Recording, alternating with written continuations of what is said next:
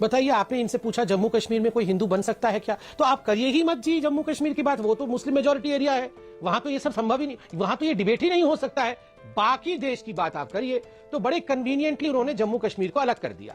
अब इन्होंने बड़े ही आराम से कहा कि हिजाब वाली कोई महिला भी प्रधानमंत्री बन सकती है। ये मुझे तो समझ में नहीं आता है, खुद कोट टाई पहन के बैठ जाते हैं और महिला हिजाब और बुर्के में ही होनी चाहिए। ये क्यों? ये तो यहां पर सलवार कमीज पहन के बैठे नहीं है, ये तो कोट टाई पहन के बैठे हैं फिरंगी वाला, और महिला होनी चाहिए बुर्का वाली, बुर्के वाली या तो हिजाब वाली। आप इनसे पहले पूछे ये कब सलवार कमीज पहन के आएंगे। जब ये सलवार कमीज पहन के आएंगे तभी मैं इनसे माइनॉरिटीज को कितना रिप्रेजेंटेशन होना चाहिए, कितना रिप्रेजेंटेशन नहीं होना चाहिए डिस्कशन करूंगा। हाय फ्रेंड्स, स्वागत है आपका रैंडम न्यूज दुनिया चैनल पर। आज हम देखेंगे कि यूके में ऋषि सुनाक पीएम बने, जो कि इंडियन हिंदू हैं, तो कुछ सेक्युलर पार्टी को मिर्ची लग गई। इनका कहना है कि भारत में मुस्लिम पीएम क्यों नहीं बनता, जैसे यूके में एक माइनॉरिटी हिंदू पीएम बन गया है। इनको इस देश में आरक्षण मिला और वो भी इनको कम लग रहा है। अरे भाई, तुम लोग इतने काबिल नहीं हो कि देश की पीएम बनाया जाए, वहाँ भी तुम धर्म घुसाने लगोगे। तो चलो ये वीडियो देखते हैं, और चैनल को सब्सक्राइब नहीं किया है तो कर लीजिएगा। देखिए अमीश भाई, आज क्योंकि माननीय संबित पात्रा जी काफी देर बाद मंच पे हैं, तो इन दो पंक्तियों से शुरू करूंगा कि डॉक्टर संबित पात्रा आए इस मंच पे, खुदा की कुदरत है, कभी हम उनको कभी ऋषि सुनाक जी के प्रधानमंत्री बनने को देखते हैं। जी ठीक है।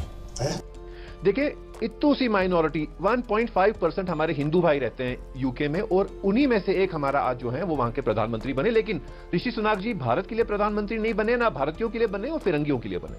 लेकिन अब तुलना करना जरूरी बनता है, क्योंकि अभी जब संबित पात्रा जी ने इतने आंकड़े बताए, आपने आंकड़े बताए, तो मैं भी आपको बता दूं, हमारे माननीय प्रधानमंत्री जी की जम्बो कैबिनेट है, जिसमें 70 के करीब हमारे मिनिस्टर है, लेकिन उनमें एक भी मुसलमान नहीं है। कर्नाटक की सरकार में 30 के करीब मिनिस्टर है, हमारी मुसलमानों की जीरो रिप्रेजेंटेशन है। मध्य प्रदेश में 30 के करीब मिनिस्टर है, हमारी जीरो रिप्रेजेंटेशन है। यूपी सरकार में योगी आदित्यनाथ जी ने हमें एक मिनिस्टर दिया है, जहां पे हमारी जनसंख्या 20% है।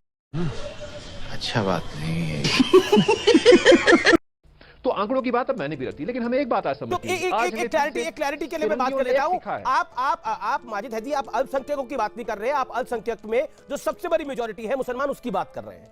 बिल्कुल बिल्कुल बिल्कुल। और मैं ये कहना चाह रहा हूं, मैं आज ये कहना चाह रहा हूं कि संघियों से अच्छे फिरंगी हैं, कि उन्होंने आज फिर हमें सेकुलरिज्म का पाठ पढ़ा दिया कि भाई धर्म से कुछ नहीं होता, धर्म का भेदभाव मत करो। अगर फिरंगियों के मुल्क में हिंदू प्रधानमंत्री बन सकता है, तो इंशाल्लाह मेरे मुल्क में अगला प्रधानमंत्री मुसलमान क्यों नहीं हो सकता, और वो हिजाब वाली महिला भी मुसलमान क्यों नहीं हो सकती।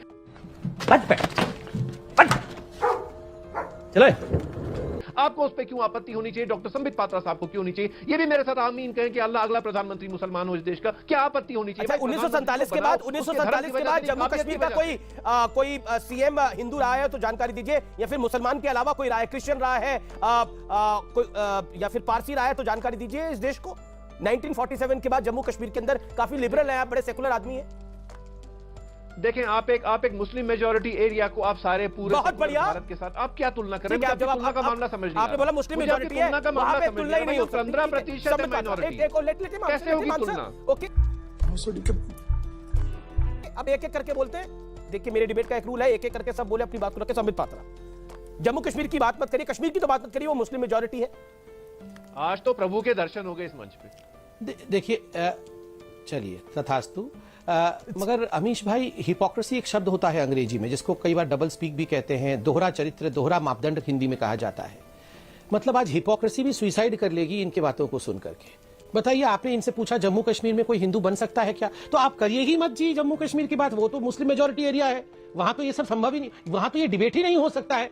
बाकी देश की बात आप करिए। तो बड़े कन्वीनियंटली उन्होंने जम्मू कश्मीर को अलग कर दिया।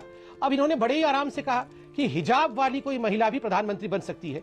ये मुझे तो समझ में नहीं आता है, खुद कोट टाई पहन के बैठ जाते हैं और महिला हिजाब और बुर्के में ही होनी चाहिए। ये क्यों? ये तो यहां पर सलवार कमीज पहन के बैठे नहीं है, ये तो कोट टाई पहन के बैठे हैं फिरंगी वाला, और महिला होनी चाहिए बुर्का वाली, बुर्के वाली या तो हिजाब वाली। आप इनसे पहले पूछे ये कब सलवार कमीज पहन के आएंगे। जब ये सलवार कमीज पहन के आएंगे तभी मैं इनसे माइनॉरिटीज को कितना रिप्रेजेंटेशन होना चाहिए, कितना रिप्रेजेंटेशन नहीं होना चाहिए डिस्कशन करूंगा। अमीश भाई आज मुझे बड़े दुख से कहना पड़ रहा है कि मेरे भाई हैं, भारत के वासी हैं, संगी, मगर मुझे आज कहना पड़ रहा है कि संगियों से अच्छे फिरंगी हैं, क्योंकि आज उन्हें हमें वो पाठ पढ़ाया है जो हमें समझने की जरूरत है कि भाई प्रधानमंत्री चुनो, सरकार बनाओ, लेकिन धर्म के भेदभाव पे मत बनाओ, काबिलियत पे बनाओ। तो बताइए, उसकी देखो उसमें कितनी इंटेलिजेंस है। फिरंगियों ने आपको कौन सा पाठ पढ़ा दिया है? टेल मी द पाठ बताइए, क्या पढ़ाया है? What lessons you have learned? 1 2 3 व्यक्ति को 1.5% जो जिनकी जनसंख्या है, मेरे हिंदू भाई यूके में, उनका प्राइम मिनिस्टर बन गया, और हम यहाँ 15% वाले हैं जिनका एक भी जीरो रिप्रेजेंटेशन जम्मू कैबिनेट में। माननीय प्रधानमंत्री अब्दुल कलाम कौन थे? कर्नाटक में जीरो रिप्रेजेंटेशन, मध्य प्रदेश में अब्दुल कलाम कौन थे? डॉक्टर जाकिर हुसैन कौन थे? फखरुद्दीन अली अहमद कौन थे? देखिए वो राष्ट्रपति थे। मुझे 2014 के बाद का बताइए, हामिद अंसारी साहब पे आपने कितनी डिबेट की, कितनी टोपी उछाली आपने, अमित पात्रा जी ने कितनी टोपी उछाली।